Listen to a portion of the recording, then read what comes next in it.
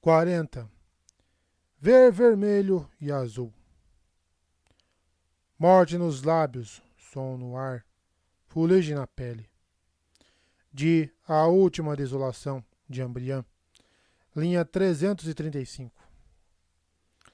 Kaladin cambaleou para a luz, protegendo os olhos contra o sol ardente, seus pés descalços sentindo a transição da pedra fria do interior para a pedra aquecida pelo sol do exterior. O ar estava ligeiramente úmido, não tão abafado quanto nas semanas anteriores. Ele descansou a mão sobre o batente de madeira da porta, suas pernas tremendo com rebeldia, seus braços fracos como se tivesse carregado uma ponte por 3 dias consecutivos. Respirou profundamente.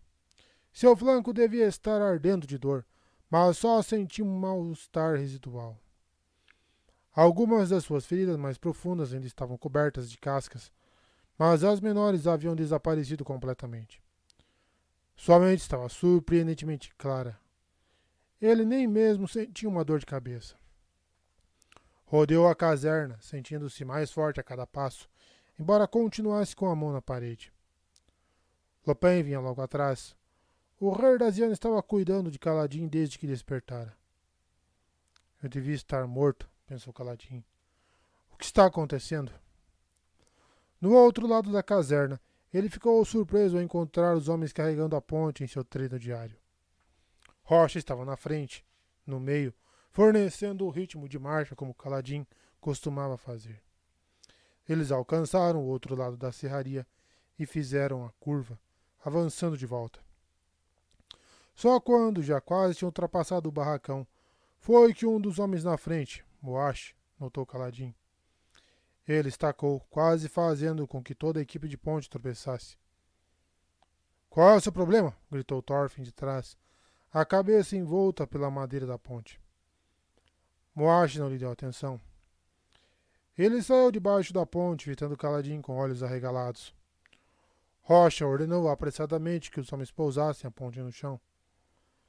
Mais deles o viram, adotando as mesmas expressões reverentes que Moash.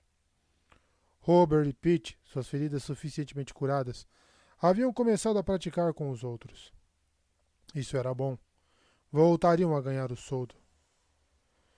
Os homens caminharam até Kaladin, silenciosos nos seus coletes de couro. Eles mantiveram distância, hesitantes, como se ele fosse frágil ou sagrado. Kaladin estava sem camisa, as feridas quase curadas e expostas, e vestia apenas suas calças de carregador de pontes que chegavam até os joelhos. Vocês realmente precisam praticar o que devem fazer se um de vocês tropeçar ou pisar em falso, disse Kaladin. Quando Marsh parou abruptamente, vocês todos quase caíram. Isso poderia ser um desastre no campo. Todos olharam para ele, incrédulos, e Kaladin não conseguiu evitar um sorriso. Em um momento, os homens o rodearam, rindo e batendo nas suas costas. Não eram boas-vindas totalmente apropriadas para um enfermo, particularmente quando o tapa veio de Rocha. Mas Kaladin apreciou seu entusiasmo. Só Teft não se uniu a eles. O carregador de pontes mais velho ficou de lado, com os braços cruzados. Parecia preocupado. Teft, perguntou Kaladin, você está bem? Teft bufou, mas mostrou um mínimo sorriso. Só pensei que esses rapazes não tomam banho com frequência para que eu queira chegar perto o bastante para um abraço. Sem ofensa. Kaladin deu uma gargalhada. Entendo. Seu último banho fora durante uma grande tormenta. A grande tormenta. Os outros carregadores continuavam a rir, perguntando como ele se sentia, proclamando que Rocha deveria arrumar alguma coisa extra especial para a refeição noturna junto à fogueira. Kaladin sorriu e acenou, garantindo que se sentia bem, mas estava se lembrando da tempestade. Lembrava-se perfeitamente dela, de se segurar ao anel do topo do edifício, sua cabeça para baixo e os olhos fechados contra a torrente avassaladora. Lembrava-se de Sil em uma postura protetora diante dele, como se pudesse desviar a própria tempestade. Ele não conseguia vê-la por perto. Onde estaria? Também se lembrava do rosto. O próprio pai das tempestades? De certo que não. Uma ilusão. Sim. Sim, certamente estava delirando. As memórias de esperanças de morte estavam misturadas com lembranças da sua vida e misturadas com estranhos súbitos choques de força, gelados, mas refrescantes. Como o ar frio de uma manhã revigorante depois de uma longa noite em um quarto abafado, ou como esfregar a seiva de fagulhos de Gulpke em músculos doloridos, deixando-os quentes e frios ao mesmo tempo. Ele se lembrava desses momentos com muita clareza. O que os causara? A febre? Quanto tempo? Indagou ele, verificando os carregadores, contando-os. Eram 33, incluindo Lopen e o silencioso David. Quase todos estavam presentes. Impossível. Se suas costelas estavam curadas, então ele devia ter ficado inconsciente por pelo menos 4 semanas. Quantas incursões de pontes? 10 dias, respondeu Moash. Impossível, disse Caladinho. Minhas feridas. É por isso que estamos tão surpresos de vê-lo de pé e caminhando, replicou Rocha, rindo. Você deve ter ossos duros como granito. O meu nome deveria ser seu. Caladinho se recostou na parede. Ninguém corrigiu Moash. Uma equipe inteira de pontes não perderia a noção de tempo daquele jeito. E Dolir e Treff? Nós os perdemos, disse Moash, ficando sério. Tivemos 2 incursões de ponte enquanto você estava inconsciente. Ninguém gravemente ferido, mas 2 mortos. Nós não sabíamos como ajudá-los. Isso fez com que os homens se aquietassem. Mas a morte era o destino dos carregadores, e eles não podiam pensar muito no que fora perdido. Caladinho decidiu, no entanto, que precisaria treinar alguns dos outros na cura. Mas como ele estava de pé e caminhando? Será que ele fora ferido com menos gravidade do que pensara? Hesitantemente cutucou seu flanco, buscando costelas quebradas. Só estava um pouco dolorido. Tirando a fraqueza, estava tão saudável quanto sempre fora. Talvez devesse ter prestado um pouco mais de atenção aos ensinamentos religiosos de sua mãe. Enquanto os homens voltavam a falar e celebrar, ele notou a maneira como o olhavam. Respeitosa, reverente. Eles se lembravam do que havia dito antes da grande tormenta. Recordando, Caladinho percebeu que estivera um pouco delirante naquele momento. Agora parecia uma proclamação incrivelmente arrogante, sem mencionar que trazia um quê de profecia. Se os fervorosos descobrissem... Bem, ele não podia desfazer o que fizera. Teria apenas que seguir em frente. Você já estava oscilando sobre um abismo, pensou Caladinho. Precisava escalar até um penhasco ainda mais alto? Um súbito e lamorioso toque de corneta soou pelo campo. Os carregadores se calaram. A corneta soou mais 2 vezes. Era de se esperar, resmungou Natan. Estamos de serviço? Perguntou Caladinho. Estamos, disse Moash. Façam fila, rosnou Rocha. Você sabe o que fazer. Vamos mostrar ao Capitão Caladinho que não esquecemos como se faz. Capitão Caladinho? Perguntou Caladinho, enquanto os homens se enfileiravam. Claro, Gancho, disse Lopen de trás dele, falando naquele sotaque rápido que contrastava tanto com sua atitude despreocupada. Eles tentaram fazer de Rocha o líder de ponte, claro, mas nós só passamos a chamar você de capitão e ele de líder de esquadrão. Gás ficou furioso. Lopen sorriu. Caladinho assentiu. Os outros homens estavam tão felizes, mas ele tinha dificuldade em partilhar do seu humor. Enquanto eles entravam em formação ao redor da sua ponte, Caladinho começou a perceber a fonte de sua melancolia. Seus homens estavam de volta ao ponto de partida, ou pior. Ele estava enfraquecido e ferido, e ofendera o grão-príncipe em pessoa. Sadez não ficaria satisfeito ao descobrir que Caladinho havia sobrevivido à febre. Os carregadores ainda estavam destinados a serem abatidos um a um.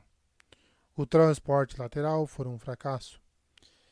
Ele não havia salvado seus homens, só forneceram um curto adiamento da execução. Carregadores de pontes não devem sobreviver. Ele tinha suspeitas quanto ao motivo disso. Cerrando os dentes, soltou a parede do barracão e atravessou até o ponto onde os carregadores estavam enfileirados, os líderes dos subesquadrões fazendo uma rápida revista dos seus coletes e sandálias. Rocha olhou o caladinho de soslaio. O que você acha que está fazendo? Estou me juntando a vocês, disse Caladinho. E o que você diria a um dos homens se ele tivesse acabado de se levantar depois de uma semana com febre? Caladinho hesitou. Eu não sou como os outros homens, pensou. Então se arrependeu. Não podia começar a acreditar que era invencível. Correr agora com a equipe, fraco como estava, seria pura idiotice. Você tem razão. Você pode ajudar a mim e ao mule carregando água, Gancho, disse Lopem. Agora nós somos uma equipe. Vamos em todas as missões. Caladinha assentiu com a cabeça. Tudo bem. Rocha olhou para ele.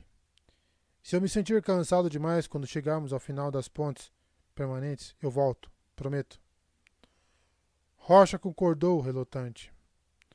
Os homens marcharam sob a ponte até a área de concentração e Caladinho juntou-se a Lopem e David enchendo odres de água. Caladinho estava de pé na beirada do precipício, com as mãos juntas atrás das costas, as sandálias na borda da queda. O abismo fitava, mas ele não fitou de volta. Estava concentrado na batalha sendo travada no platô adiante. Aquela abordagem havia sido fácil. Eles chegaram ao mesmo tempo que os Parche-indianos. Em vez de se darem ao trabalho de matar os carregadores, os Parche-indianos assumiram uma posição defensiva no centro do platô, ao redor da crisálida. Agora os homens de Sadeias lutavam com eles. A testa de Caladinho estava empapada de suor devido ao calor do dia, e ainda sentia um resquício de exaustão da sua doença. Mas não estava nem perto de quão mal devia estar. O filho do cirurgião estava perplexo. Por enquanto, o soldado vencia o cirurgião. Estava transfixado pela batalha. Lanceiros aletianos, vestindo couro e placas peitorais, pressionavam uma linha curva contra os guerreiros Parche-indianos. A maioria dos Parche-indianos usava machados de guerra ou martelos, embora alguns poucos brandissem espadas ou bastões. Todos tinham aquela armadura laranja avermelhada crescendo da pele, e eles lutavam aos pares, cantando o tempo todo. Era o pior tipo de batalha, a equilibrada. Frequentemente, muito menos homens eram perdidos em uma escaramuça onde os inimigos ganhavam rapidamente a vantagem. Quando isso acontecia, o comandante ordenava a retirada para diminuir as perdas. Mas batalhas de oponentes páreos eram brutais e sangrentas. Sentindo a luta, os corpos caídos sob as pedras, as armas faiscando, os homens empurrados para fora do platô. Lembrou-se das suas primeiras lutas como lanceiro. Seu comandante ficou chocado com a facilidade com que Caladinho lidara com a visão do sangue derramado. O pai de Caladinho teria ficado chocado com a facilidade com que Caladinho derramou esse sangue. Havia uma grande diferença entre suas batalhas em Aletkar e as lutas nas planícies quebradas. Lá, ele estivera cercado pelos piores soldados, ou pelo menos pelos soldados menos treinados, de Aletkar.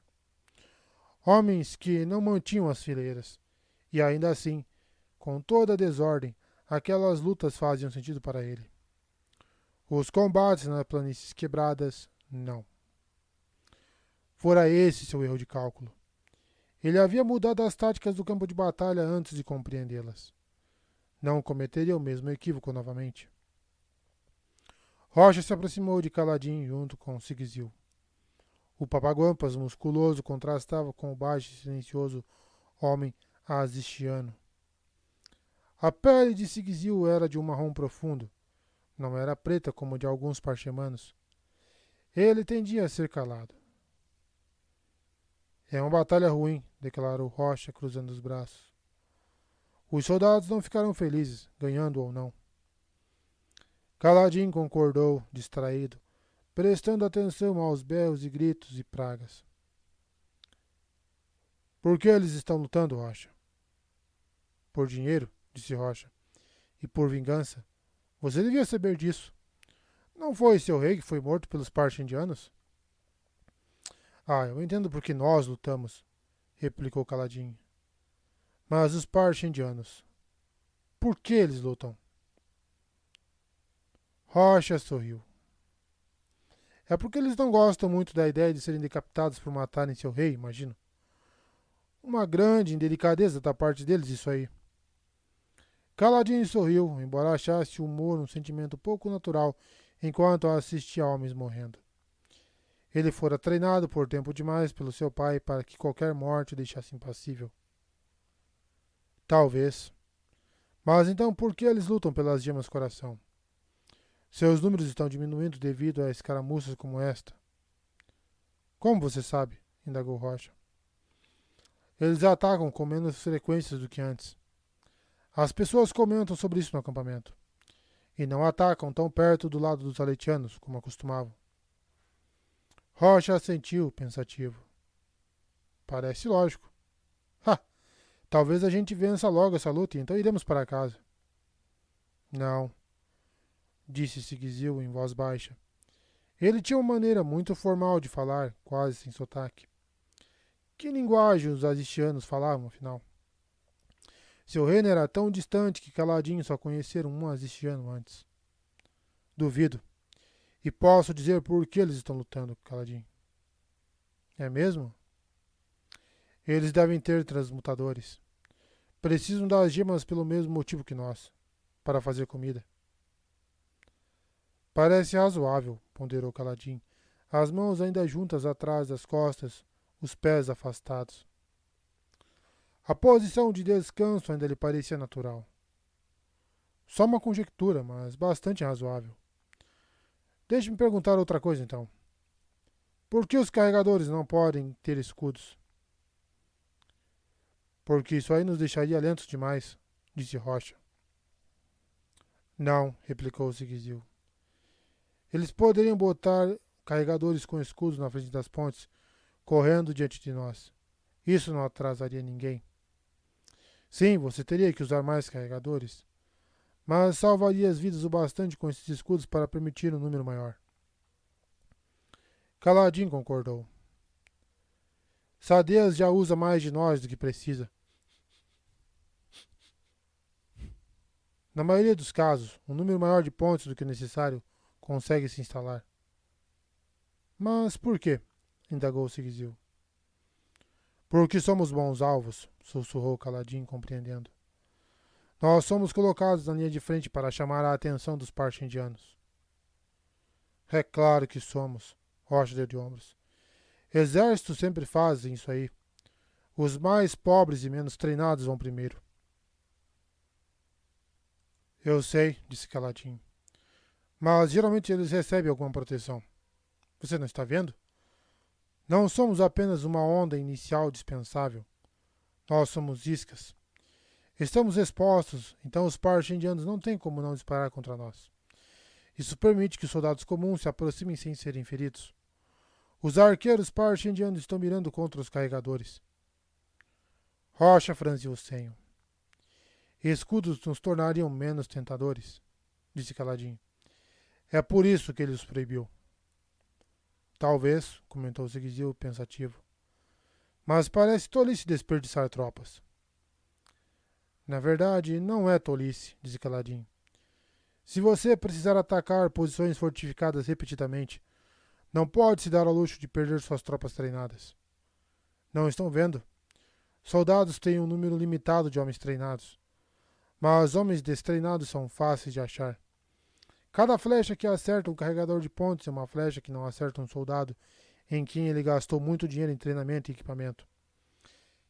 É por isso que é melhor para a Sadeas utilizar um grande número de carregadores, em vez de um número menor, mas protegido. Ele devia ter percebido isso antes. Fora distraído pela importância que os carregadores tinham nas batalhas. Se as pontes não chegarem nos abismos, então o exército não pode atravessar. mas cada equipe de ponte era bem guarnecida com corpos e o dobro de equipes de ponte necessário era enviado em uma investida.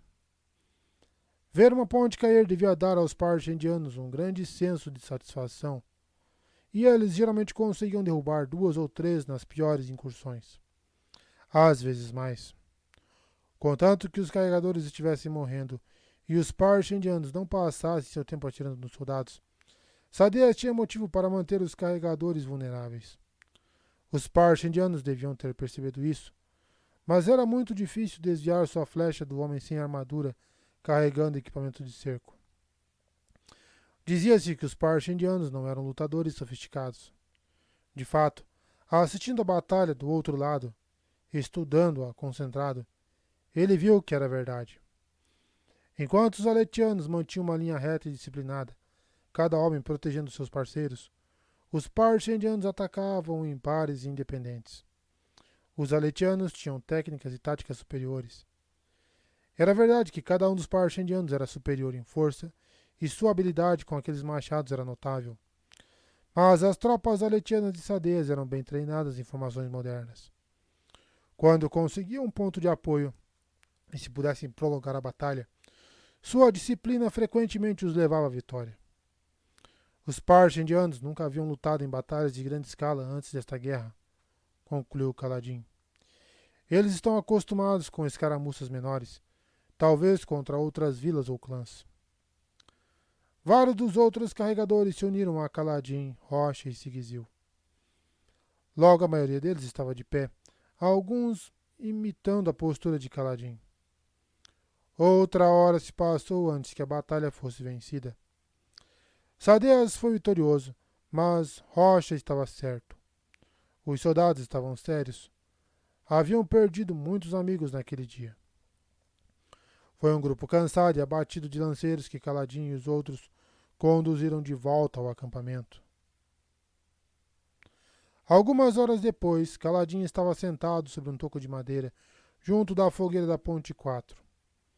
Sil estava sentada no seu joelho, tendo tomado a forma de uma pequena chama translúcida nas cores azul e branca. Ela o encontrara durante a marcha de retorno, girando alegremente ao vê-lo de pé e caminhando. Mas não deu nenhuma explicação para sua ausência. O fogo verdadeiro crepitava e sibilava com um grande caldeirão de rocha borbulhando sobre ele, e alguns esprenos de chama dançavam sobre a lenha.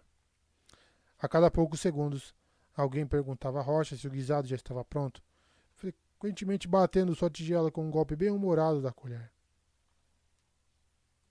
Rocha nada dizia e continuava mexendo. Todos sabiam que ninguém comeria antes que ele declarasse que o guisado estava pronto. Era muito insistente em não servir comida inferior. Havia no ar um cheiro de bolinhos de massa cozidos. Os homens estavam rindo.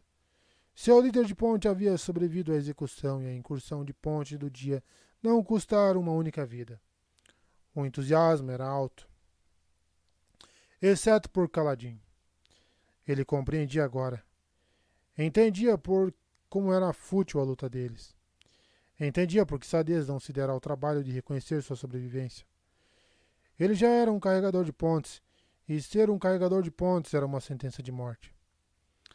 Kaladin esperara mostrar a Sadeas que sua equipe de ponte poderia ser eficiente e útil.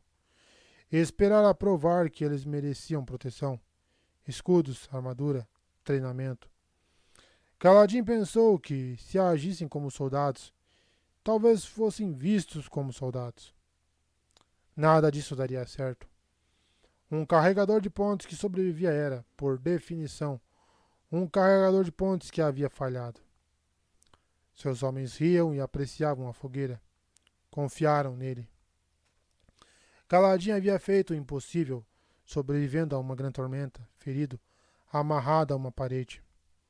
Certamente realizaria outro milagre, dessa vez para eles. Eram bons homens, mas pensavam como soldados de infantaria. Os oficiais e os olhos claros se preocupavam com o futuro. Os homens estavam alimentados e felizes, e isso era o bastante por enquanto. Não para Kaladin. Ele se viu cara a cara com o homem que deixou para trás, aquele que abandonou naquela noite em que decidiu não se jogar no abismo. Um homem de olhar assombrado. Um homem que desistiu de se importar ou de ter esperança. Um cadáver ambulante. Eu vou falhar com eles, pensou. Não podia deixar que eles continuassem a carregar pontes, morrendo um por um. Mas também não conseguia pensar em uma alternativa. E assim, as gargalhadas deles o dilaceravam. Um dos homens, Mapas, ficou de pé, levantando os braços, aquietando os outros. Era a hora entre as luas, então ele estava iluminado primariamente pela fogueira. Havia um punhado de estrelas no céu. Várias delas se moviam, pequenos pontos de luz perseguindo uns aos outros, voejando como distantes insetos luminosos. Esprenos de estrela. Mapas era um sujeito de rosto chato, barba cheia e sobrancelhas espessas. Todos o chamavam de Mapas devido à sua marca de nascença, que ele jurava ser um mapa exato de Aletikar, ainda que Kaladin não conseguisse ver a semelhança. Mapas pigarreou. Esta é uma boa noite. Uma noite especial mesmo. Temos nosso líder de ponte de volta. Vários dos homens aplaudiram. Kaladin tentou esconder a náusea que sentia. Temos boa comida chegando, continuou Mapas, e olhou Rocha de soslaio. Ela tá chegando, não tá, Rocha? Está chegando, Rocha continuou mexendo. Tem certeza?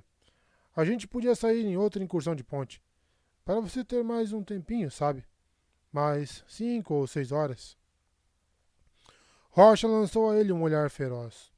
Os homens riram, vários deles batendo nas tigelas com as colheres. Mapas deu uma risada, então pegou um pacote embrulhado em papel atrás da pedra que estava usando como assento e jogou-o para a rocha. Surpreso, o Papaguampas mal conseguiu pegá-lo, quase deixando-o cair no guisalho. De todos nós, disse Mapas, um pouco sem jeito, pôs nos fazer guisado toda a noite. Não pense que não percebemos como você trabalha duro nisso. Nós relaxamos enquanto você cozinha, e você sempre serve todo mundo primeiro. Então compramos isso para agradecer. Ele esfregou o nariz no braço, estragando um pouco a emoção do momento, e sentou-se de novo. Vários dos carregadores bateram nas suas costas, cumprimentando-o pelo discurso. Rocha desembrulhou o pacote e ficou olhando durante um longo período. Kaladin inclinou-se para a frente, tentando ver o conteúdo. Rocha enfiou a mão no pacote e levantou o item. Era uma navalha de brilhante aço prateado. Havia um pedaço de madeira cobrindo o lado afiado. Rocha o removeu, inspecionando a lâmina. Seus idiotas malucos, disse ele em voz baixa. É linda. Também tem um pedaço de aço polido, disse Pete, para servir de espelho. E um pouco de sabão de barba e uma tira de couro para afiar a lâmina. Incrivelmente, Rocha ficou com os olhos úmidos. Ele se afastou do caldeirão, agarrado a seus presentes. O guisado está pronto, anunciou ele. Então correu para o barracão. Os homens ficaram em silêncio. Pai das tempestades, disse finalmente o jovem Dani. Vocês acham que fizemos a coisa certa? Quero dizer, o modo como ele reclama e tudo mais. Acho que foi perfeito, disse Teft. Só dei ao grandalhão algum tempo para se recuperar. Desculpe, não temos comprado nada para o senhor, disse Mapas a Kaladin. Não sabíamos que estaria acordado. Está tudo bem, disse Kaladin. Bem, disse Scar. Alguém vai servir esse guisado ou vamos ficar sentados aqui com fome até ele queimar? Dune se levantou de um salto, agarrando a concha. Os homens se reuniram ao redor do caldeirão, se amontoando um atrás do outro até serem servidos pelo rapaz. Sem Rocha ali para brigar com eles e mantê-los enfileirados, foi virando um vale todo. Só Sigizil não se uniu a eles. O homem quieto e de pele escura ficou sentado, os olhos refletindo as chamas. Kaladin se levantou. Estava preocupado. Apavorado, na verdade, com a possibilidade de se tornar novamente aquela pessoa miserável, aquele que havia desistido de se importar porque não via alternativa. Então ele procurou uma conversa, caminhando na direção de Sigizil. Seu movimento perturbou Sil, que bufou e subiu até seu ombro. Ela ainda estava na forma de uma chama. Ter aquilo no seu ombro era uma causa ainda maior de distração. Ele não disse nada. Se ela soubesse que o incomodava, provavelmente faria mais vezes. Ela ainda era um espleno de vento, afinal de contas. Caladinho sentou-se perto de Sigizil. Não está com fome? Eles estão mais ansiosos do que eu, respondeu Sigizil. Se as noites anteriores servirem de guia, ainda haverá o bastante para mim depois de eles encherem suas tigelas. Caladinho concordou. Gostei da sua análise hoje no platô. Às vezes eu sou bom nisso. Você tem estudo? Dá para perceber nas suas palavras e ações. Sigizil hesitou. Sim, disse ele finalmente. Entre meu povo, não é pecado que um homem tenha uma mente afiada. Não é pecado por um elitiano tampouco. Minha experiência é que vocês só se preocupam com guerras e a arte da matança. E o que você viu de nós além do exército? Não muito, admitiu Sigizil. Então, um homem educado, disse Caladinho pensativo, em uma equipe de ponte. Minha educação nunca foi completada. Nem a minha. Sigizil olhou para ele, curioso. Eu era aprendiz de cirurgião, explicou Caladinho. Sigizil assentiu, o espesso cabelo preto caindo sobre os ombros. Ele era um dos poucos carregadores que se preocupavam em fazer a barba. Agora que Rocha tinha uma navalha, talvez isso mudasse. Um cirurgião, disse ele. Não posso dizer que estou surpreso, levando em consideração como lida com os feridos. Os homens dizem que você é secretamente um olhos claros de alta classe. O quê? Mas meus olhos são castanhos. Desculpe, disse Sigizil. Não disse a palavra certa. Vocês não têm a palavra certa na sua língua. Para vocês, um olhos claros é o mesmo que um líder. Em outros reinos, contudo, outras coisas tornam um homem um... Maldita seja essa língua litiana. Um homem de alta estirpe. Um lume nobre, só que sem os olhos. De qualquer modo, os homens acham que você deve ter sido criado fora de Aletikar, como um líder. Sigizil olhou de volta para os outros. Eles estavam começando a se sentar, atacando vigorosamente seu guisado. É a maneira como você lidera tão naturalmente, a maneira como faz com que os outros queiram escutá-lo. São as coisas que eles associam aos olhos claros. Portanto, inventaram um passado para você. Vai ser difícil convencê-los do contrário agora. Sigizil olhou para ele. Se for mesmo uma invenção. Eu estava no abismo no dia em que você usou aquela lança. Uma lança, disse Caladinho. Uma arma de um soldado olhos escuros, não uma espada de olhos claros. Para muitos carregadores, a diferença é mínima. Todos estão muito acima de nós. Então, qual é a sua história? Sigizil deu um sorriso. Estava imaginando quando você ia perguntar. Os outros mencionaram que você os interrogou sobre suas origens. Gosto de conhecer os homens que lideram.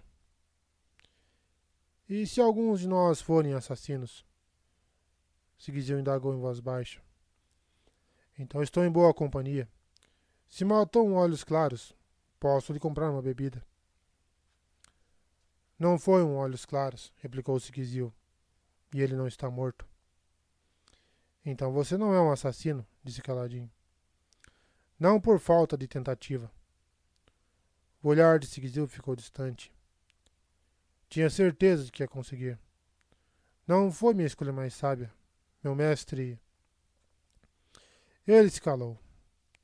Foi ele que você tentou matar? Não. Caladinho esperou, mas não houve mais nenhuma informação. Um erudito, pensou. Ou pelo menos um intelectual. Deve haver uma maneira de usar isso. Encontre uma saída para essa armadilha mortal, Caladinho. Use o que você tem. Precisa haver uma maneira. Você estava certo sobre os carregadores, comentou Sigizil. Nós somos mandados para morrer. É a única explicação racional. Existe um lugar no oeste, Marabetia. Já ouviu falar? Não, disse Caladinho. Fica junto à costa, ao norte, nas terras dos Selaianos. Esse povo é conhecido pelo seu grande apreço pelo debate. Em cada cruzamento na cidade eles têm pequenos pedestais que permitem que um homem suba e proclame seus argumentos. Nossa, que coisa chata. Disse que todo mundo em Marabetia carrega uma bolsa com frutas podres, caso passem por um proclamador de quem discordem. Aí já ficou legal. Caladinho franziu o senho. Fedor de maconha do caralho. Nunca ouvira tantas palavras de Sigizil em todo o tempo que estavam carregando pontes juntos. O que você disse antes, no platô, continuou Sigizil, olhando para a frente, me fez pensar nos marabetianos. Sabe, eles têm uma maneira curiosa de tratar criminosos condenados. Eles penduram sobre um despenhadeiro da costa perto da cidade, perto da água, na maré alta, com um corte em cada bochecha. Existe ali uma determinada espécie de grã carapaça nas profundezas. As criaturas são conhecidas pelo seu sabor suculento e, naturalmente, elas têm gemas coração. Não tão grandes quanto a dos demônios do abismo, mas ainda assim são boas. Então os criminosos são usados como iscas. Um criminoso pode exigir execução imediata, mas dizem que se você ficar ali pendurado por uma semana e não for devorado, estará livre para partir. Isso acontece com que frequência? Perguntou Caladinho. Sigizil sacudiu a cabeça. Nunca. Mas os prisioneiros quase sempre fazem essa aposta. Os marabetianos têm uma expressão para descrever alguém que se recusa a ver a verdade de uma situação. Você só vê vermelho e azul, eles dizem. Vermelho pelo sangue escorrendo, azul pela água.